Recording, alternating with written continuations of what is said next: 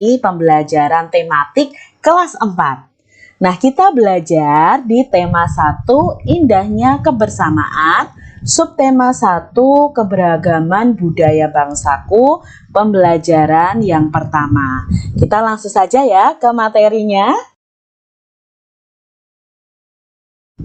Tahukah kamu bahwa Indonesia itu terdiri atas banyak pulau, suku bangsa, tarian, rumah adat, serta agama? Ayo kita cari tahu lebih jauh tentang keberagaman itu. Nah, di sini kita akan belajar tentang budaya-budaya yang ada di Indonesia. Indonesia ini kaya akan suku, budaya, dan pulaunya itu sangat banyak adik-adik. Indonesia terdiri atas berbagai macam suku bangsa dan budaya, namun tetap dalam satu wadah, yaitu Negara Kesatuan Republik Indonesia atau NKRI. Keberagaman tersebut merupakan anugerah dari Tuhan Yang Maha Esa. Kita wajib mensyukuri dengan keberagaman yang ada di Indonesia ini. Berikut adalah bacaan tentang keberagaman budaya Indonesia. Bacalah teks berikut dalam hati atau kalian bisa mendengarkan dari penjelasan Kak Citra.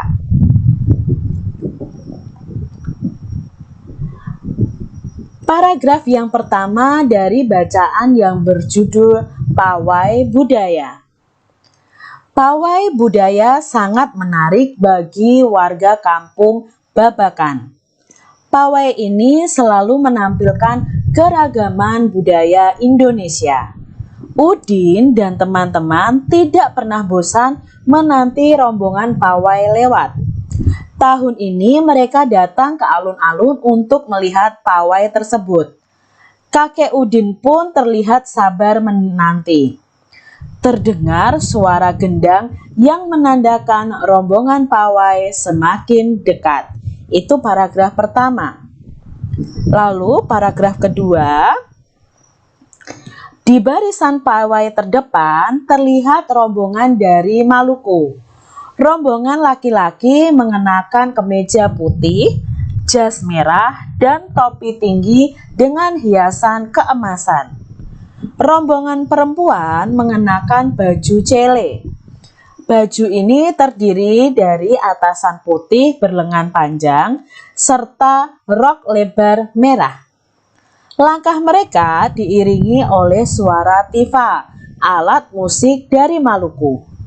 Bunyinya seperti gendang, namun bentuknya lebih ramping dan panjang. Budaya Maluku sangat unik dan menarik. Paragraf yang ketiga. Budaya Bali terkenal karena bunyi musiknya yang berbeda. Rombongan dari Bali membunyikan alat musik daerahnya, cengceng namanya. Alat ini berbentuk seperti dua keping simbal yang terbuat dari logam. Nyaring bunyinya ketika kedua keping ini dipadukan. Paragraf yang keempat. Rombongan dari Bali diikuti oleh rombongan dari Toraja. Wanita Toraja memakai pakaian adat yang disebut baju poko. Rombongan laki-laki menggunakan pakaian adat yang disebut sepa talung buku. Rombongan Toraja membunyikan alat musik khas mereka, papompang namanya. Alat musik ini berupa suling bambu besar yang bentuknya seperti angklung. Unik bentuknya, unik pula suaranya atau bunyinya. Budaya Toraja sangat menarik untuk dipelajari. Paragraf yang kelima. Udin dan teman-teman senang melihat pawai budaya. Selalu ada hal baru yang mereka perhatikan setiap tahun. Pakaian adat dari berbagai suku di Indonesia selalu menyenangkan untuk diamati. Benar kata Ibu Udin, kebudayaan Indonesia memang sangat beragam. kaya, dan mengagumkan. Nah, itu tadi pawai budaya yang dilihat Udin dan teman-temannya. Ada 5 paragraf yang kita baca. Setiap bacaan biasanya terdiri atas beberapa paragraf. Nah, setiap paragraf itu memiliki gagasan pokok yang didukung oleh gagasan pendukung. Paragraf itu biasanya kita tahu itu paragraf itu ciri-cirinya kalimat pertama itu pasti ditulis menjorok ke dalam adik-adik. Jadi itu adalah paragraf. Nah, kalau bacaan biasanya terdiri dari beberapa paragraf. Tadi ada 5 paragraf. Nah, di setiap paragraf itu ada kalimat-kalimatnya. Nah, dalam kalimat-kalimat di paragraf tersebut itu mengandung gagasan pokok dan gagasan pendukung. Apa itu gagasan pokok? Gagasan pokok adalah ide utama yang dibahas dalam suatu bacaan. Dapat berupa kalimat inti atau berupa pokok paragraf. Sedangkan gagasan pendukung adalah uraian atau tambahan informasi untuk gagasan pokok. Kita baca paragraf kedua dan mencari tahu gagasan pokok dan gagasan pendukungnya adik-adik. Nah, di sini Kak Citra sudah menuliskan paragraf 2 dalam beberapa kalimat. Jadi, satu paragraf itu terdiri dari beberapa kalimat. Bacaan tadi ada 7 kalimat yang akan kita pelajari. Nah, 7 kalimat ini kita akan cari tahu mana gagasan pokok, mana gagasan pendukungnya. Untuk kalimat yang pertama, di barisan pawai terdepan terlihat rombongan dari Maluku. Nah, yang kalimat berikutnya, rombongan laki-laki mengenakan kemeja putih, jas merah, dan topi tinggi dengan hiasan keemasan. Berarti kalimat kedua ini menjelaskan kalimat pertama. Jadi kalimat pertama ini disebut gagasan pokok dan kalimat kedua disebut gagasan pendukung. Kita lihat kalimat yang ketiga. Rombongan perempuan mengenakan baju cele. Baju ini terdiri atas atasan putih berlengan panjang serta rok lebar merah. Langkah mereka diiringi oleh suara tifa, alat musik dari Maluku. Bunyinya seperti gendang namun bentuknya lebih ramping dan panjang. Budaya Maluku sangat unik dan menarik. Nah, di sini masih menjelaskan tentang rombongan dari Maluku. Jadi kalimat selanjutnya ini termasuk dalam gagasan pendukung.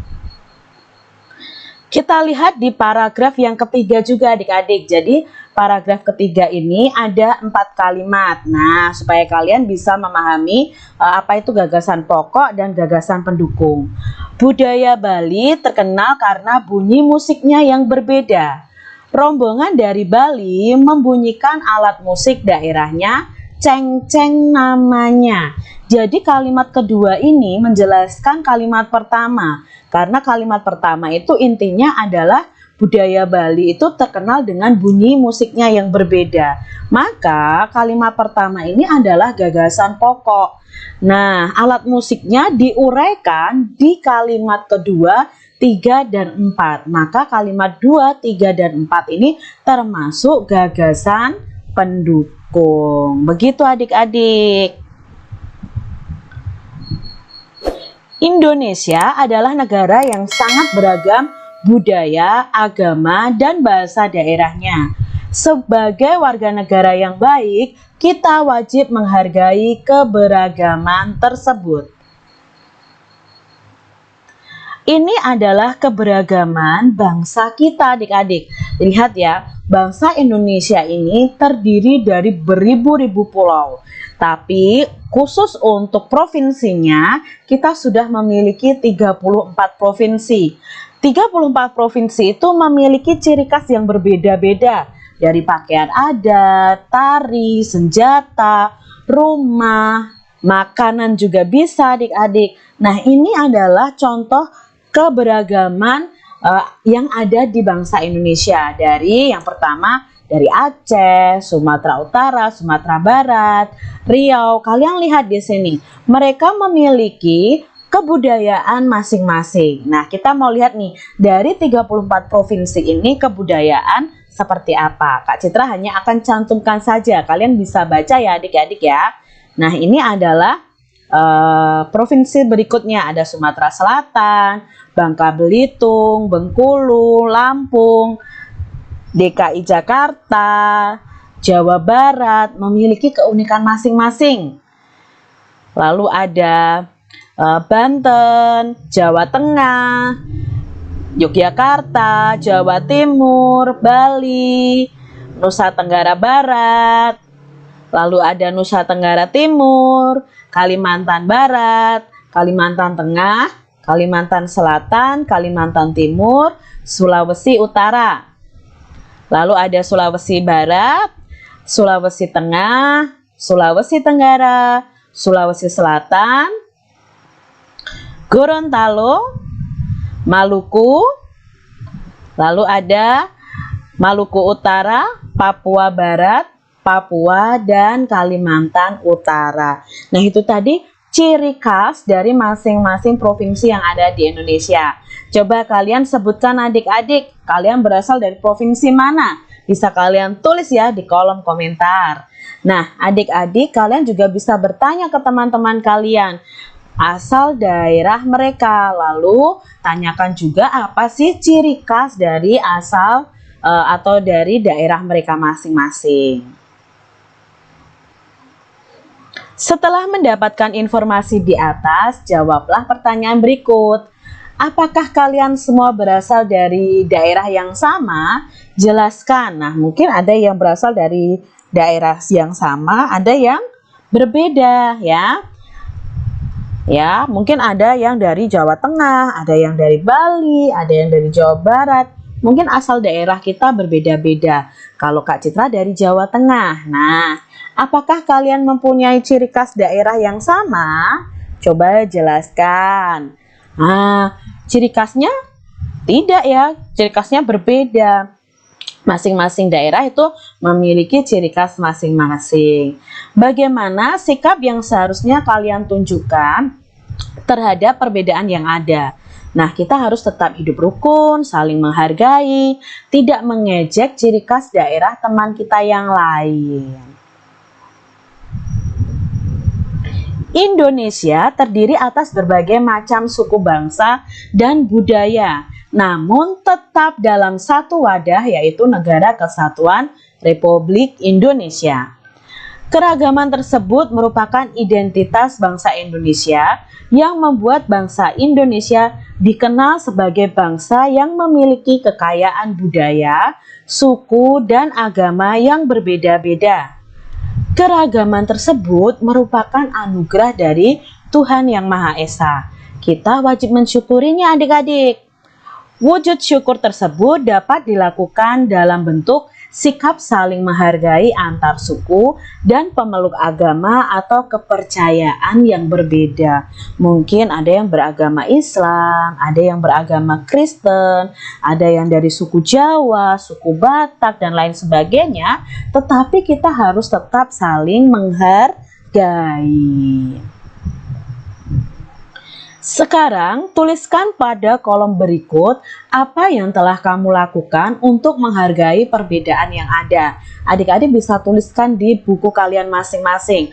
Nah, di sini sikap yang harus dilakukan dalam menghargai keberagaman. Contohnya yang pernah kalian lakukan, mungkin bermain bersama dengan teman yang berlainan agama. Lalu tidak mengganggu teman yang berbeda agama saat sedang beribadah.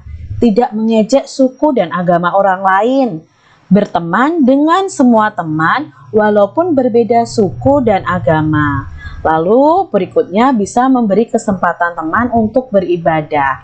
Coba kalian sebutkan yang lain adik-adik yang kalian lakukan untuk menghargai perbedaan yang ada.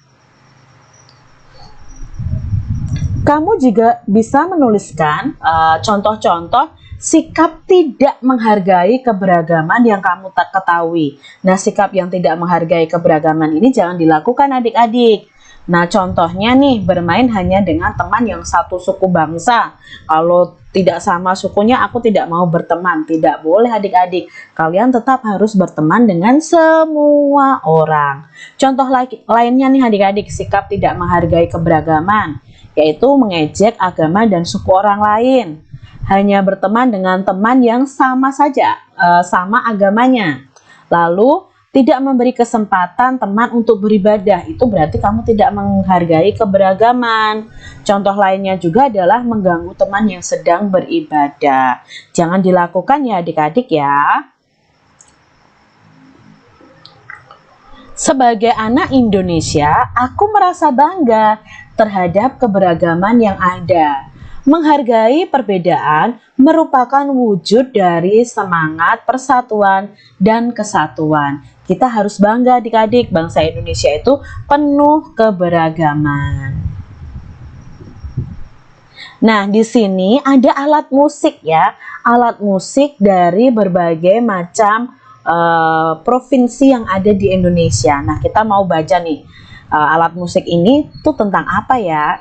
Selain kaya akan budaya, tarian, dan makanan khas daerah, Indonesia juga kaya akan jenis alat musik. Berikut adalah contoh alat musik yang dimiliki oleh berbagai suku di Indonesia. Nah, di sini ada angklung, ada saluang, ada kecapi, ada kendang, ada tifa. Cara memainkannya pun berbeda-beda adik-adik. Kecapi yang berasal dari Jawa Barat, nah ini kecapi ini berasal dari Jawa Barat, itu dimainkannya dengan cara dipetik ya adik-adik ya. Sampai Kak Citra salah ngomong nih ya. Nah ini dengan cara dipetik. Lalu angklung juga dari Jawa Barat, itu dimainkan dengan cara digoyangkan ya. Saluang itu mirip seperti seruling, ini berasal dari Sumatera Barat, dimainkan dengan cara ditiup. Kendang ini berasal dari Jawa Barat, Jawa Tengah juga ada kendang adik-adik. Nah ini dimainkannya dengan dipukul seperti tifa ini. Tifa ini berasal dari Papua. Nah dimainkannya juga dengan cara dipukul di bagian ininya ya, di bagian kulitnya ini nanti akan bergetar dan menghasilkan suara. Tulislah nama alat musik tradisional lain yang kamu ketahui. Jelaskan asal alat musik itu, cara memainkannya, serta cara terjadinya bunyi pada alat musik tersebut. Nah, di sini ada contohnya adalah alat musik suling yang berasal dari Jawa Barat. Cara memainkannya dan cara menghasilkan bunyinya, alat tersebut dimainkan dengan cara ditiup sehingga menimbulkan getaran udara dalam suling. Getaran tersebut menghasilkan bunyi. Nah, di sini Kak Citra punya contoh lagi yaitu kecapi. Kecapi tadi berasal dari Jawa Barat. Cara memainkannya dengan dipetik adik-adik. Lalu cara menghasilkan bunyinya bagaimana Kak Citra? Nah, ini dia. Dimainkan dengan cara dipetik. Nah, senar yang dipetik akan bergetar dan menghasilkan bunyi. Jadi ketika senarnya itu dipetik, senarnya akan bergetar. Nah, itulah yang akan menghasilkan bunyi. Lalu kendang. Kendang itu berasal dari Jawa Barat dan Jawa Tengah. Nah, dimainkannya dengan cara dipukul. Nah, bagian yang dipukul akan bergetar. Nah, karena bergetar akan menghasilkan bunyi. Lalu ada tifa. Tifa itu berasal dari Papua. Nah, tifa ini sama seperti kendang adik-adik, cuma dia lebih panjang dan lebih ramping. Cara memainkannya dengan dipukul. Sama, bagian yang dipukul akan bergetar sehingga menghasilkan bunyi. Lalu angklung. Nah, angklung ini berasal dari Jawa Barat.